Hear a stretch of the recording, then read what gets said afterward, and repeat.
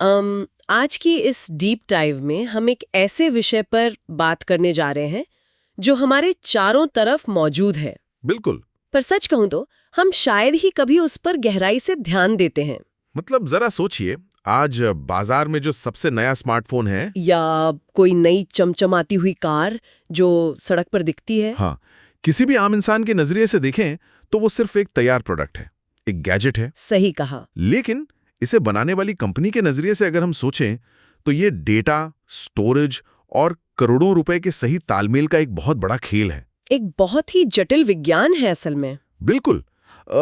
अगर एक भी छोटा सा पुर्जा सही समय पर फैक्ट्री नहीं पहुंचा या मान दीजिए कंप्यूटर पर गलत तरीके से डिजाइन हो गया तो पूरी की पूरी असेंबली लाइन रुक सकती है और करोड़ों का नुकसान हो सकता है। हाँ, तो आज का हमारा मिशन यही समझना है कि एक डिजिटल डिजाइन से लेकर फैक्ट्री में असली पुर्जों के रूप में बदलने तक सामग्री यानी मटेरियल्स का यह सफर आखिर कितना पेचीदा होता है। और इस पूरी अदृश्य प्रक्रिया को गहराई से समझने के लिए आज हम दो बेहद अलग लेकिन आपस में जुड़े हुए स्रोतों का विश्लेषण करेंगे, जो कि बहुत ही दिलचस्प है। जी। पहला स्रोत ऑटोडेस्क यूनिवर्सिटी का एक बहुत ही विस्तृत प्रेजेंटेशन है। ये इंजीनियरिंग डिजाइन्स और मैन्युफैक्चरिंग प्रक्रिया के बीच के तालमेल की बात करता है। और दूसरा स्रोत है institute of chartered accountants of India यानी ICAI का मटेरियल कॉस्टिंग पर एक विस्तृत अध्याय। मतलब एक तरफ तकनीक और डिजाइन की दुनिया है तो दूसरी तरफ अकाउंटिंग और इन्वेंट्री मैनेजमेंट का विज्ञान। बिल्कुल। जब हम इन दोनों को एक साथ रखकर देखते हैं तो मैन्युफैक्चरिंग की दुनिया की एक बहुत ही स्पष्ट तस्वीर सामने आती है। तो चलिए इस तस्वीर को थोड़ा करीब से देखते हैं। मैं शुरुआत करना चाहूंगी इंजीनियरिंग और मैन्युफैक्चरिंग के बीच की उस खाई से, जो कि सबसे बड़ी समस्या है। हाँ, जिसके बारे में ऑटोडेस्क के प्रेजेंटेशन में काफी जोर दिया गया है। स्रोत को पढ़ते हुए एक बात बहुत ही हैरान करने वाली लगी। जब इंजीनियर अपने कंप्यूटर पर कैड में ब्लूप्रिंट तैयार करते हैं, कंप्यूटर एडेड डिजाइन, हाँ, तो उस ब्लूप्रिंट को इंजीनियरिंग बिल ऑफ मटेरियल्स कहते हैं या शॉर्ट में ईबॉम। सही। अब आम धारणा तो यही होती है कि एक बार कंप्यूटर पर ब्लूप्रिंट बन गया तो बस उसे सीधे फैक्ट्री में भेज दो और प्रोडक्ट बन जाएगा। लेकिन हकीकत इसके बिल्कुल उलट है। वही तो, फैक्ट्री के अंदर काम करने वाले लोग इस ईबॉम को देखकर सीधे काम शुरू ही नहीं कर सकते। मैं समझाता हूँ कैसा क्यों होता है। ये मैन्युफैक्चरिंग उद्योग की बहुत बड़ी चुनौती है। देखिए, जो ईबॉम होता है ना, वो इस बात पे फोकस करता है कि प्रोडक्ट आखिर में कैसा दिखेगा, उसके तकनीकी स्पेसिफिकेशंस क्या होंगे। हाँ, लेकिन इसमें ये जानकारी बिल्कुल नहीं होती कि उस प्रोडक्ट को बनाया कैसे जाएगा। मतलब असेंबली कैसे होगी। बिल्कुल। डिजाइन में ये नहीं लिखा होता कि कौन सा पुर्जा असेंबली लाइन पर पहले जुड़ेगा या फिर एक पुर्जे को दूसरे से जोड़ने के लिए कौन सा गोंद इस्तेमाल होगा, या पैकेजिंग कैसे होगी। एकदम सही। इन सब चीजों के लिए फैक्ट्री को एक अलग सूची की जरूरत होती है जिसे मैन्युफैक्चरिंग बिल ऑफ मटेरियल्स या MBOM कहते हैं। इसे एक उदाहरण से समझने की कोशिश करते हैं। मान लीजिए किसी इंजीनियर ने कार के डैशबोर्ड का एक बहुत ही शानदार ईबॉम बना दिया। ठीक है। उसमें प्लास्टिक के पैनल हैं, स्क्रीन है, बटन है।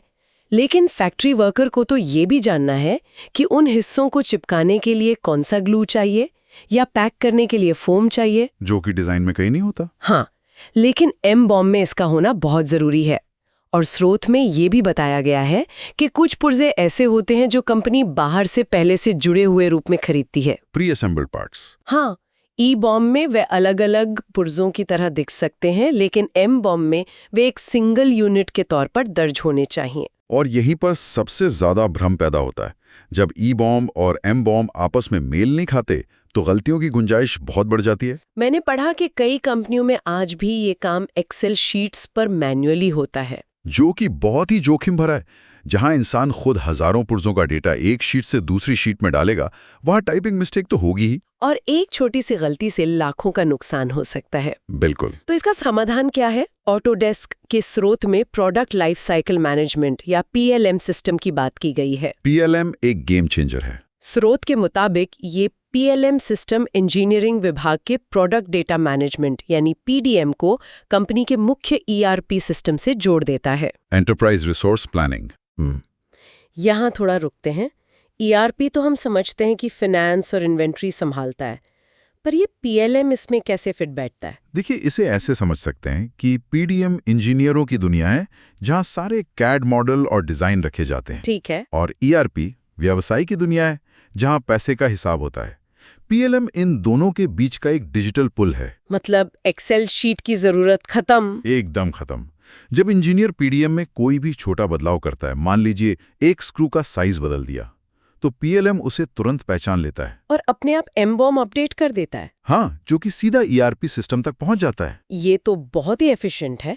और ऑटोडेस्क के प्रेजेंटेशन में इसका एक बहुत ही बढ़िया विजुअल उदाहरण दिया गया है। वो कलर कोड्स वाला इंटरफेस। हाँ, वो एक खास यूजर इंटरफेस का इस्तेमाल करते हैं जो रंगों से ई बॉम और एम बॉम की तुलना करता है। ये तकनीक बहुत सटीक है। मतलब स्क्रीन पर देखते ही पता चल जाता है, हरा रंग है तो मतलब पुर्जा दोनों सूचियों में मैच कर रहा है। और लाल रंग का मतलब है कि कोई पुर्जा डिजाइन में तो है लेकिन मैन्युफैक्चरिंग लिस्ट से छूट गया है, जो कि एक बड़ा अलर्ट है।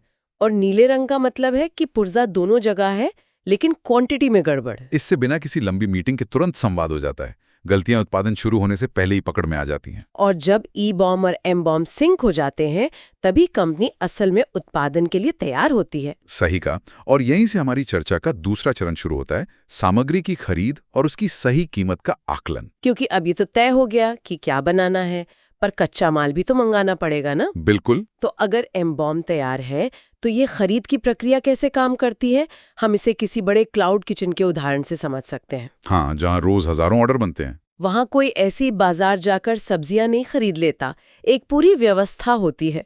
आईसीएआई के दस्तावेज में किसी बड़ी मैन्युफैक्चरिंग कंपनी के लिए इस प्रक्रिया के बहुत ही व्यवस्थित चरण समझाए गए हैं। इसकी शुरुआत कैसे होती है? शुरुआत होती है बिल ऑफ मटेरियल्स से।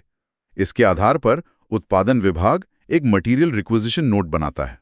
मतलब गोदाम से सामान मांगने की पर्ची? हाँ, अगर गोदाम में सामान नहीं है तो स्टोर कीपर खरीद विभाग को एक परचेज रिक्विजिशन भेजता है कि सामान बाहर से मंगाना पड़ेगा। और परचेज डिपार्टमेंट सीधे किसी को भी ऑर्डर नहीं देता, वे अलग अलग सप्लायर से कोटेशन मंगवाते हैं, जिसे आरएफपी या रिक्वेस्ट फॉर प्रपोजल कहते हैं। वे सिर्फ कीमत नहीं देखते, क्वालिटी और समय भी देखते हैं।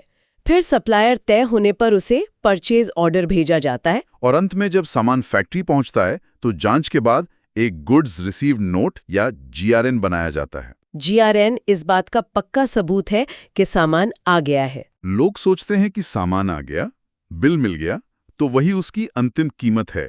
लेकिन अकाउंटिंग की कहानी यहीं से पलटती है। बिल्कुल। आईसीएआई के नियम बताते हैं कि सामग्री का मूल्यांकन या उसकी असली लागत तय करना बहुत सख्त गणित है। यही वो हिस्सा है जो काफी चौंकाने वाला है। सच में, हम तो यही सोचते हैं ना कि पुर्जे की कीमत वही है जो इनवॉइस पर लिखी है, पर ऐसा नहीं है। सप्लायर की कीमत में कई खर्चे जुड़ते हैं, जैसे कि सामग्री को फैक्ट्री तक लाने का भाड़ा, फ्रेट, और अगर माल विदेश से आ रहा है तो बेसिक कस्टम ड्यूटी भी जुड़ती है। और रास्ते के जोखिम से बचने के लिए जो बीमा करवाया जाता है उसका खर्च भी उसी पुर्जे की लागत में जुड़ जाता है। मतलब पुर्जे को उत्पादन की जगह तक लाने के सारे जरूरी खर्चे उसी में जुड़ेंगे। हाँ, लेकिन कुछ चीजें घटाई भी जाती हैं, जैसे ट्रेड डिस्काउंट और क्वांटिटी डिस्काउंट। एकदम सही। इन छूटों को सामग्री की लागत से तुरंत घटा दिया जाता है। पर एक मिनट, यहाँ एक ऐसा नियम है जिसने मुझे बहुत हैरान किया। दस्तावेज में साफ लिखा है कि कैश डिस्काउंट को कभी लागत से नहीं घटाया जाता। ये अकाउंटिंग का बहुत ही दिलचस्प सिद्धांत है। मतलब अगर सप्लायर से 10,000 का नकद डिस्काउंट मिल रहा है तो पुर्जा सस्ता होना चाहिए ना। फिर इसे लागत कम करने वाला क्यों नहीं मानते? देखिए, कैश डिस्काउंट का सामग्री की क्वालिटी या मात्रा से कोई लेना देना नहीं है। सप्लायर ये छूट सिर्फ इसलिए देता है ताकि उसे अपना पैसा जल्दी मिल जाए। मतलब ये मैन्युफैक्चरिंग का नहीं, पैसे के मैनेजमेंट का मामला है। बिल्कुल सही। अकाउंटिंग के नजरिए से इसे फाइनेंस या ब्याज से जुड़ा एक फायदा माना जाता है। तो ये सीधे कंपनी के प्रॉफिट एंड लॉस अकाउंट में जाता है। हाँ, एक वित्तीय आय के रूप में, कॉस्ट शीट में नहीं। समझ गई। और इसी तरह का एक और नियम है जो विलंब शुल्क यानी डैमरेज से जुड़ा है, जो कि एक जुर्माना है। हाँ, मान लीजिए माल बंदरगाह पर आ गया और कंपनी ने उठाने में 1 हफ्ते की देरी कर दी, तो जो भारी जुर्माना लगा क्या वो पुर्जों की कीमत बढ़ा देगा? नियम कहता है बिल्कुल नहीं, क्योंकि ये एक अबनॉर्मल कॉस्ट है, ये कंपनी की अपनी गलती का नतीजा है। सही कहा। इन नियमों का मकसद यही है कि अंतिम कीमत बिल्कुल सटीक हो, उसमें किसी की गलती या वित्तीय हेरफेर का असर ना हो।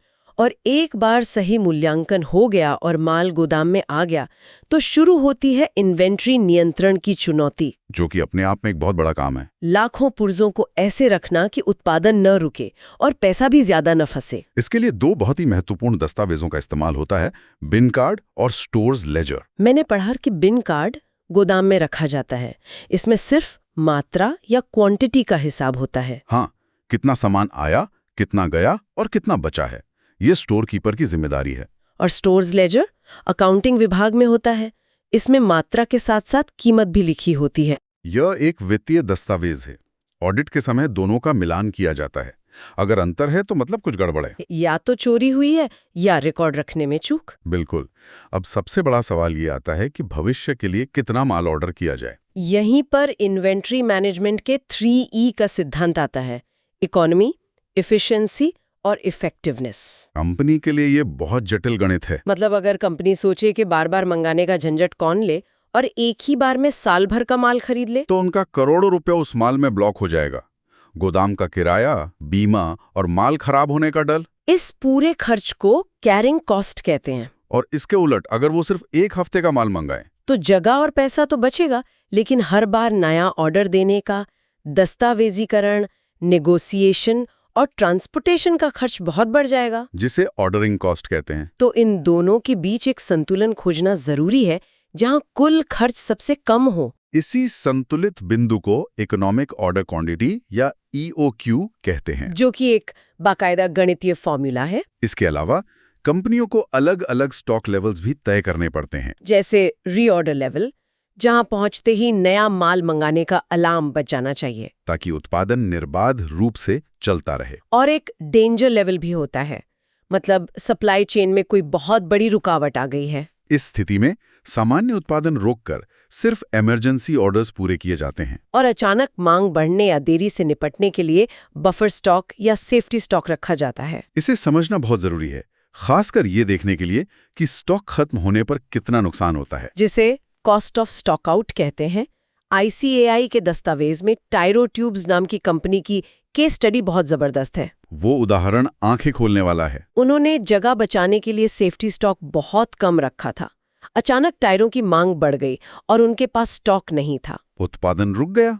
हाँ, और जब उन्होंने ग्राहकों को खाली हाथ लौटाया तो उन्हें हर टायर पर 150 रुपए के मुनाफे का सीधा नुकसान हुआ। और जो साख या रेप्यूटेशन खराब हुई उसका तो कोई हिसाब ही नहीं। सबसे बड़ी बात, अगर उन्होंने सेफ्टी स्टॉक रखा होता तो उसकी कैरिंग कॉस्ट सिर्फ 50 रुपए प्रति टायर थी। जरा सोचिए, 50 रुपए बचाने के चक्कर में 150 रुपए का नुकसान कर बैठे। ये केस स्टडी साबित करती है कि सही इन्वेंट्री प्रबंधन सिर्फ पैसा बचाने का नहीं, बिजनेस को जिंदा रखने का तरीका है। बिल्कुल, ये पूरी चर्चा हमें सोचने पर मजबूर करती है कि किसी भी प्रोडक्ट का निर्माण सिर्फ एक शानदार डिजाइन का नतीजा नहीं होता। इसके पीछे एक बहुत सख्त विज्ञान काम करता है। ई-बॉम को एम-बॉम में बदलना, PLM सिस्टम से विभागों को जोड़ना, फिर दुनिया भर से सामग्री को सही समय और कीमत पर मंगाना। EOQ और इन्वेंट्री के यही नियम तय करते हैं कि कंपनी मुनाफा कमाएगी या बाजार से बाहर हो जाएगी। सही कहा। जब हम ये सब समझते हैं तो किसी भी प्रोडक्ट को देखने का नजरिया बदल जाता है। बिल्कुल बदल जाता है।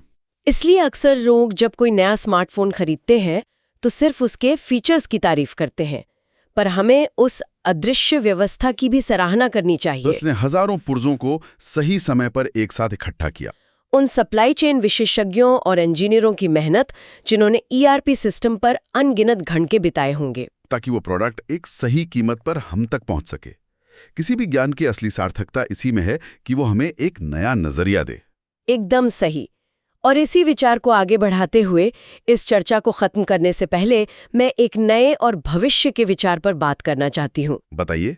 आज हमने PLM, M-बॉम और विशाल गोदामों के बारे में बात की, लेकिन तकनीक तेजी से बदल रही है। हाँ, जैसे 3D प्रिंटिंग। बिल्कुल, 3D प्रिंटिंग और ऑन डिमांड मैन्युफैक्चरिंग।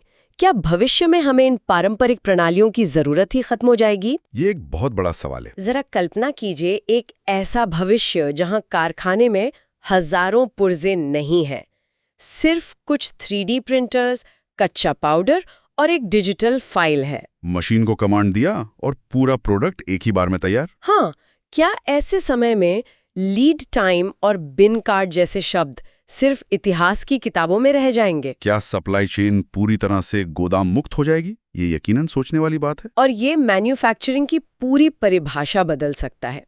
खैर, इसी रोचक विचार के साथ आज की इस डीप डाइव को हम यहीं विराम देते हैं। सुनते रहिए और हर रोज कुछ नया खोजते रहिए।